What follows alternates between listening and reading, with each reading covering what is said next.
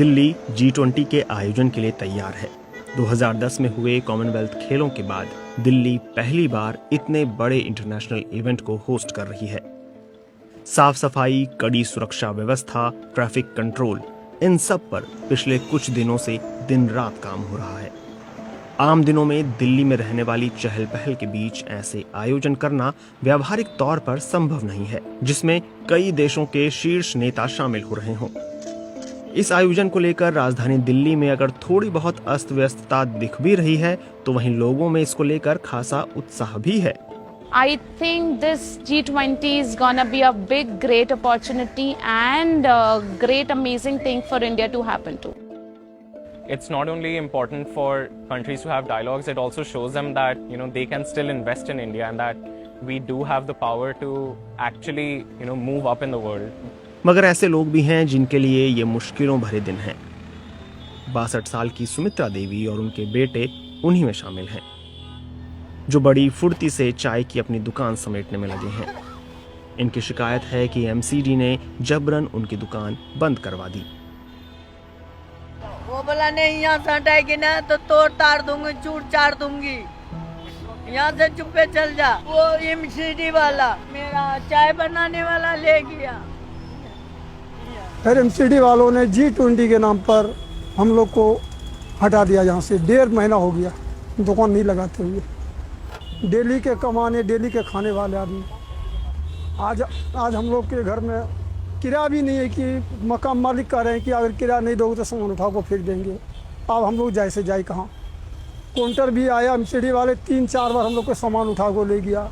ये कह रहे कि लोन का कोई वैल्यू नहीं है, ये कह रहे कि बैंडी सर्टिफिकेट का कोई वैल्यू नहीं है। सुमित्रा और उनके बेटे जैसे अनेक लोग हैं जिनका कहना है कि G20 समिट की वजह से उनका काम बंद करवा दिया गया है।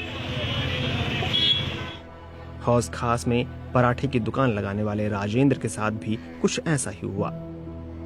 मेरे G20 के नाम पे यहाँ एमसीडी ने मेरी दुकान का अधिकतर सारा सामान तोड़ फोड़ दिया और जो कि लेके भी गए, जबकि मेरे पास सरकार ने बैंडिंग ऑफ सर्टिफिकेट दे रखा है, जो कि मुझे 6x4 अलाउड है दुकान लगाने के लिए। यदि वो हमसे कहते हैं तो हम 11 तारीख तक हटा लेते अपना स्टॉल और 11 के बाद अपना व्यवसाय करते। बीबीसी ने एमसीडी के अधिकारियों से भी संपर्क किया। उन्होंने कहा, एमसीडी अवैध अतिक्रमण को हटाने के लिए नियमित अभियान चलाती रहती है। कुछ जगहों पर हमने भीड़ भाड़ को रोकने के लिए कुछ विक्रेताओं को आसपास के इलाकों में रिलोकेट किया है। G20 शिखर सम्मेलन के कारण किसी भी रेडी पटरी वाले को नहीं हटाया गया है।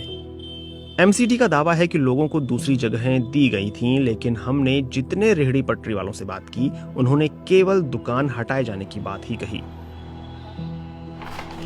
एमसीडी ने फरवरी 2023 में जोनल अधिकारियों के लिए गाइडलाइंस जारी की थी।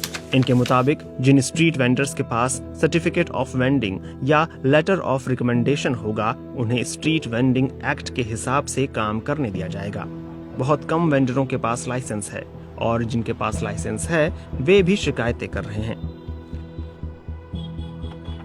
लक्ष्मी नारायण हौज खास में फूल की दुकान लगाते हैं। उनके मुताबिक ये दुकान पिछले 30 साल से चल रही थी, लेकिन अब इसे बंद करवाया जा रहा है।